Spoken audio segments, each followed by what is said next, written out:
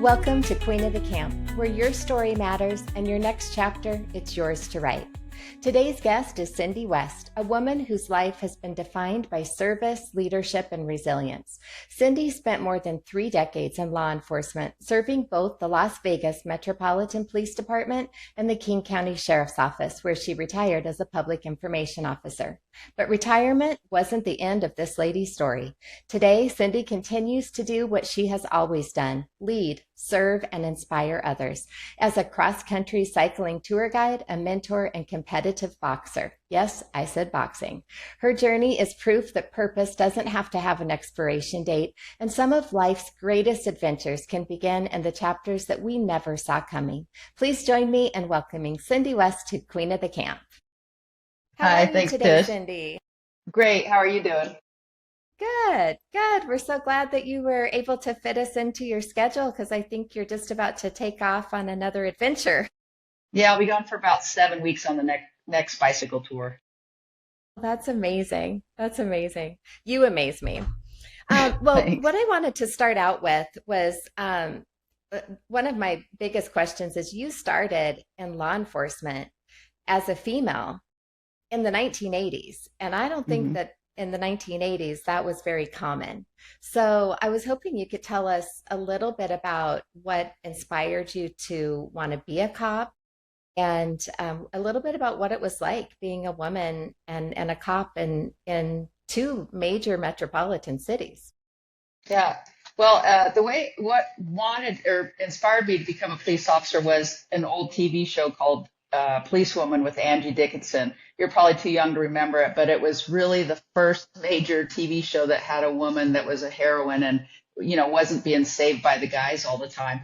And I just loved it. And so I always said when I turned 21, I was going to become a police officer, and that's exactly what I did.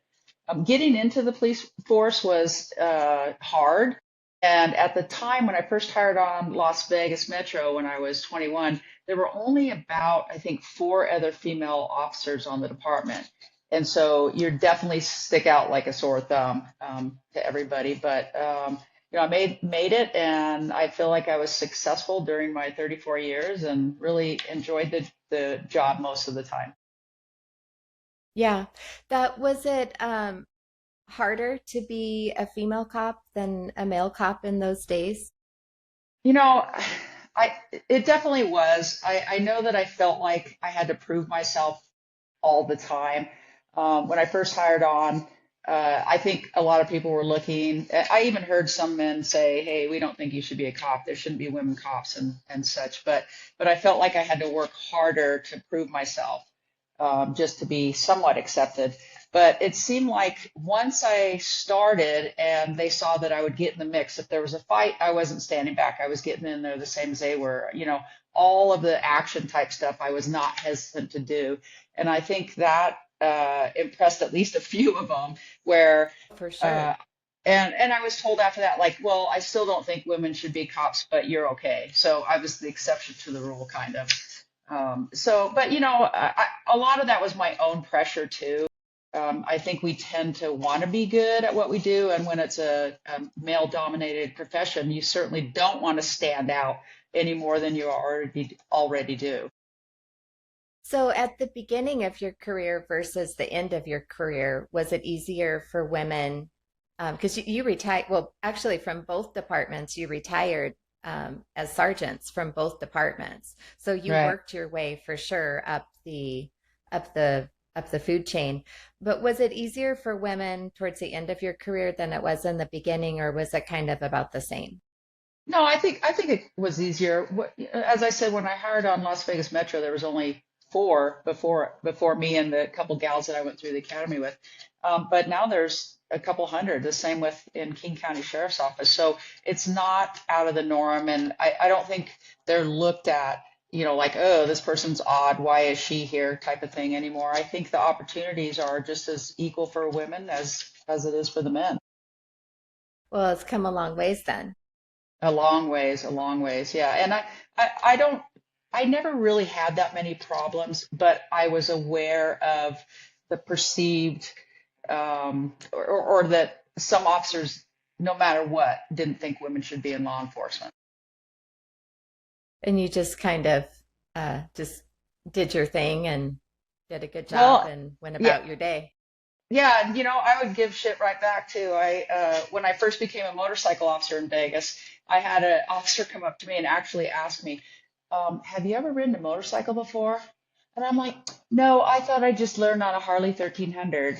Yeah, of course I've ridden a motorcycle before. I mean, it's with you ask a man that, have you ever ridden a motorcycle before? So it's just crazy. So there were things like that, but generally I dealt with it with humor, or I would just say something back, and actually I found that a lot of men respect it when you're able to stand up for yourself. And so that's what you do.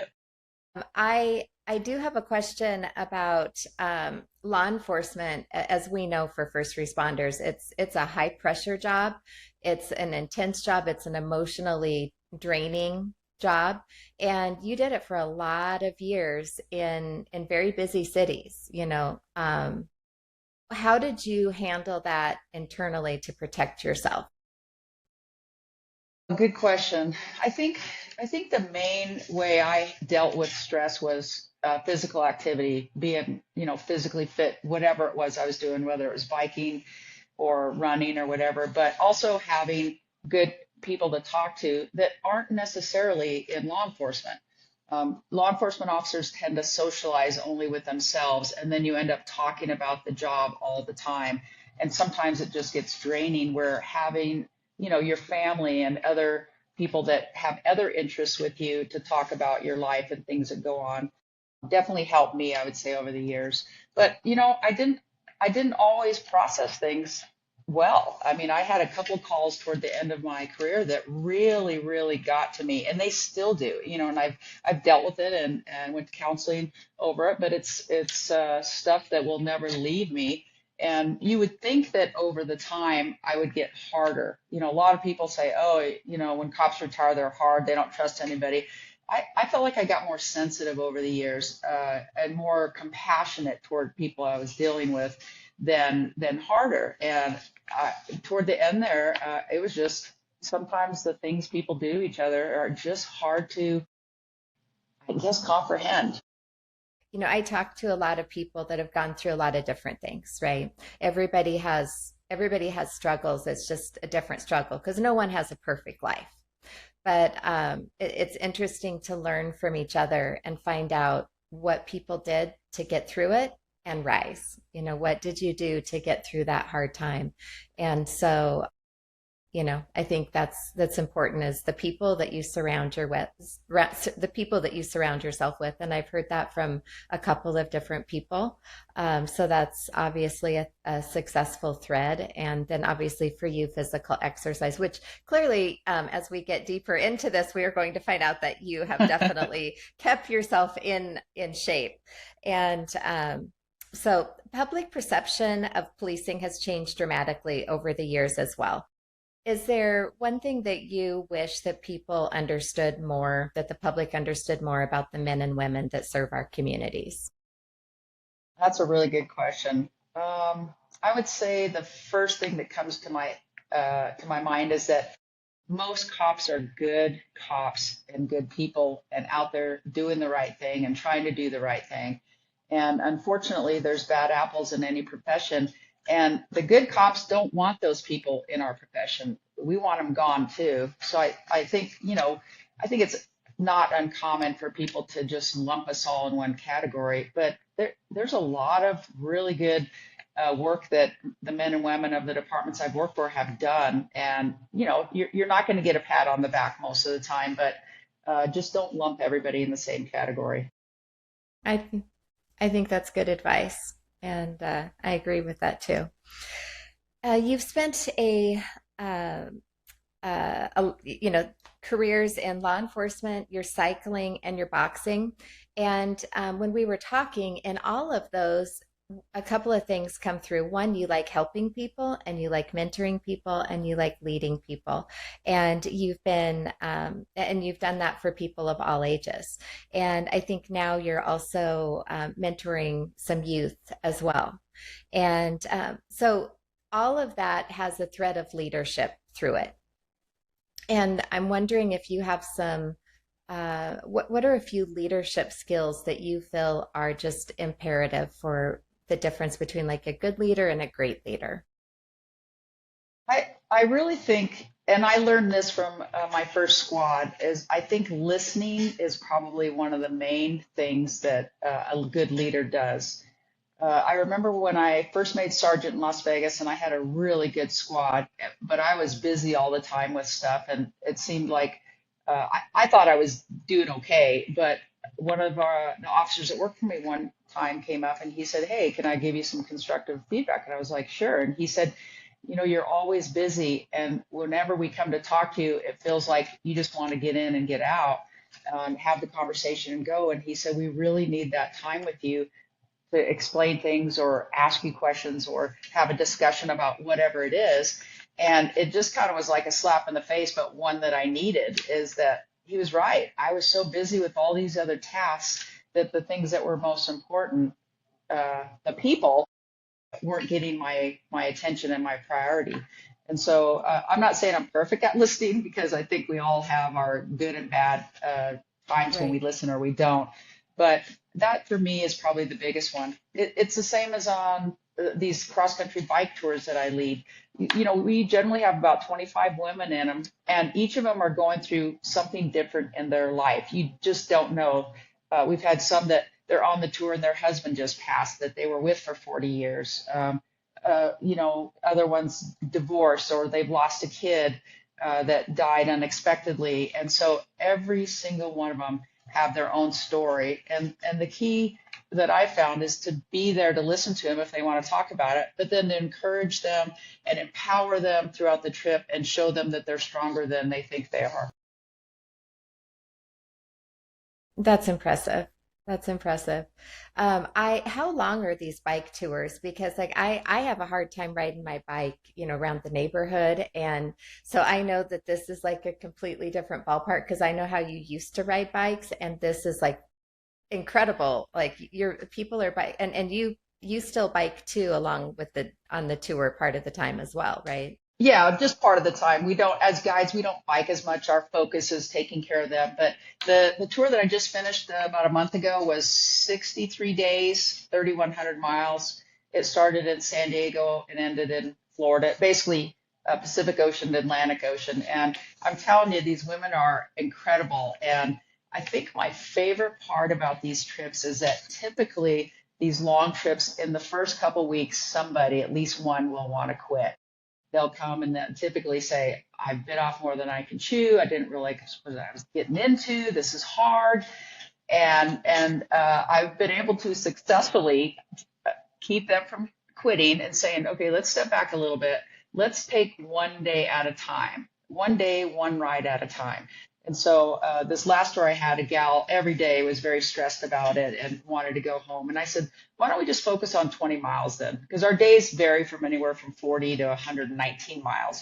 And I said, "Why don't you just plan on riding 20 miles a day for the first week or so, and then let's reevaluate it then." And I said, "And I guarantee you by the end, you'll be riding all of every day." And that's exactly what happened. She went Wow. from leaning on me quite a bit, and "How many miles do you want me to ride today? And where do you want me to ride today?"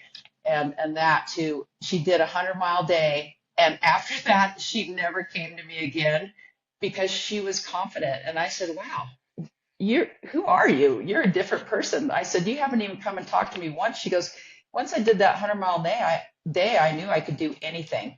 And after that, she just went on her own road, was independent, very confident, and it made my day. That's what makes my trip for when I do these long tours.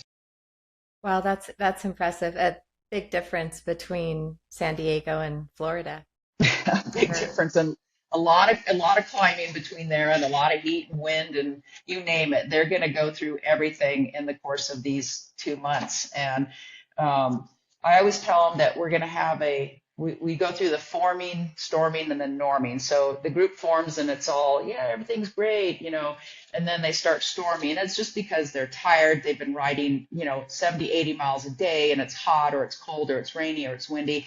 And then we have the storming stage where maybe there's some conflict. But then after they get together a little bit longer and they start to get used to the routine, then they're norming and then performing, and it becomes this just life changing event for most of them. That's amazing. That's amazing. So you just have a lot of different stories on every single tour that you go to. Every That's single really one, lots of stories. And we have shorter tours too, but I love the long ones because I get to know everybody a lot better on the long tour. So, as you know, Queen of the Camp podcast has a lot to do with, women empowerment and believing in yourself and, just believing in that you're worth it and that you're worth investing in yourself. Do you think that women have a responsibility to support one another? I do. I definitely do. When I first hired on Las Vegas Metro, and there was only a couple of other cops, we didn't really have a lot of support system. The two main gals that I knew, they would help somewhat, but you're just kind of spread out all over. But I think as more and more women join the department or whatever it is that we have a duty or responsibility to help them. It doesn't mean we have to do things for them or make decisions for them. It just means we can be there as a sounding board. What worked for us may not work for them, but just to empower them to be their best self at whatever it is they're doing. Yeah, I definitely agree with that. I think there's beauty in that, and there's kind of a sisterhood and a lot of growth and compassion that comes out of supporting and helping one another. I mean, you've done it for all people throughout your career. One of the things that I remember hearing you say one time is that it was your goal each day was to help at least one person, and if you had done that, you had had a successful day. Yeah, that's And true. yeah, I don't know how you came up with that. At what point in your career you came up with that, but that is something that I've shared with so many people. I just think it's like an intrinsic character trait that we all should have. I mean, if everybody thought that way, it would be a different world. I totally agree. And I think how it came to me basically was as a police officer, most of us join to help people. And then really quickly you find out that you may be helping people, but they don't think so, or they're angry at you. You're taking people to jail. And after a while, I know I got a little disillusioned, like I thought I was going to be helping people and I'm not. I don't feel like I am. And so I just made the deals like, hey, if I can positively impact one person's life that day, then that's what I'm going to do. And uh, even if I can't do anything else, that's what I'm going to do. And so it kind of gives me a little more sanity in realizing that not everybody's going to be happy with decisions that I made during the course of my job. Right. Yeah, that's true because you're gonna definitely, if you're in a busy area, you're gonna have somebody that's not happy with you that day. Right. Not Just gonna the way it be is. happy to not gonna be happy to go to jail or whatever it is. Yeah. But so that's actually probably a very helpful, especially for first responders to have that thought. Yeah. What I kind of want to talk about is like you have just amazed me after retirement. I was impressed with you to begin with in your career. You retired as a sergeant and were very well respected. You were the public information officer, and so most people would think that oh, Cindi retired. She's going to be on a beach in Mexico, or she's going to be gardening, but no, the cycling is, you're across the country, you're biking miles, you're doing amazing things. And then the other day I saw on Facebook, you're holding up a championship boxing belt. And I was like, I gotta call Cindi. I'm like, girl, what are you doing? Yeah, I kind of fell into that. I started fitness boxing, I don't know, a few years ago. And then when I moved to back to Las Vegas, my brother-in-law has a gym, and he was like, "Oh, you should come work out with us." And most of his are kids, anywhere from 8 to 14 years old. And I just really got into it, and I liked it. And then come to find out, there's masters. They call masters that fight anybody over 35. And they had a big tournament in February. And last year, I was like, "Oh, I want to enter that. I'm going to do that. And you find somebody generally within 10 years of your age. So at 63, the person I'll fight will be, 53 or older type of thing. But it's amazing. It's amazing. I had two fights. I did one fight, won that one, did the full 3 rounds with the gal. It was very competitive. And then went up a weight class the next day so I could fight another gal and won that one also. But it's not easy. You have to have your head, your feet, and your hands all do different things at the same time. And I can't dance. That'll tell you how hard that is for me. So, but it's a good learning experience. And now, as a result, my coach is training me to coach our little kids. And I tell you what, talk about rewarding. Some of these kids are amazing. You can show them something one time and they got it. And I'm like, wow, I wish I could do that. But it's a lot of fun. Well, that's amazing. What's the age of the kids that you're coaching and mentoring? Our youngest is 8 and our oldest is 14, I think. And we've had two boys have their first official fight so far. One of them lost, and it was really hard to watch. Not because he got beat up or anything. It was hard to see the disappointment in his face when he lost. And uh, Mm. the other coach and I basically said, this is good for him because it's a life lesson. And in coaching them, we worry more about life lessons and than maybe boxing. In other words, they're training for boxing, they're being taught correctly, but really training has a lot to do with lessons in life just in general, whether it's winning or losing or working as a team or listening or practicing, whatever. There's a lot of lessons for these young people to learn, when they're doing their training. So I have a question about post-retirement because I know that you knew a lot about discipline, confidence, and leadership as a sergeant and throughout your career. Is there anything new that you've learned about confidence, discipline, perseverance with cycling and boxing, like post-retirement? Oh yeah, totally. I'm pretty Oh, this is confident. going to be good. I'm pretty confident in a lot of things I do, but honestly, I think the boxing was the hardest for me because I wasn't good at it. I could, the more I trained, I would get better, but I just wasn't very good at it. I mean, I even started going to a pro gym, and there's a coach named Wayne McCullough who's a silver medalist from the Olympics back in, I don't know, quite a few years ago. But going to him, trying to get better, and I have failed so much getting in the ring and sparring with the men, just getting hit in the head all the time. Why am I getting hit in the head? I don't know what I'm doing wrong. And it's been very challenging for me because I'm not good at it and I have to practice a lot. But really, the main thing I learned from boxing and from these cross country bike tours is there's a difference between motivation and discipline.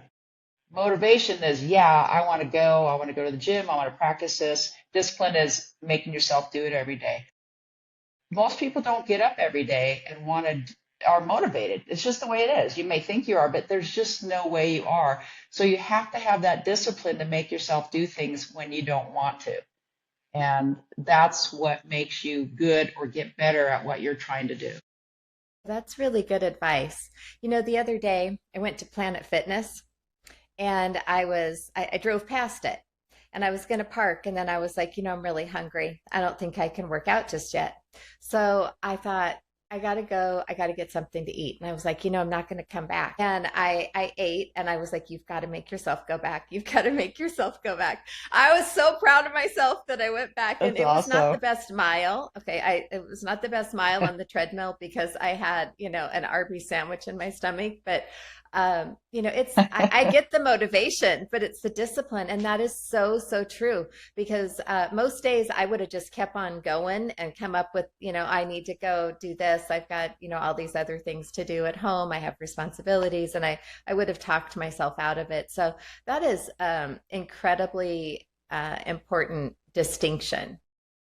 Yeah, it really is. Motivation And I know versus you, so discipline. I know you're a pretty motivated person, but there's no way any of us can be motivated all the time. I mean, I do the same thing where like, oh, I could just stay in bed and not go get hit in the face today. And then it's like, no, I really need to go get hit in the face so I learn how to defend myself better, you know.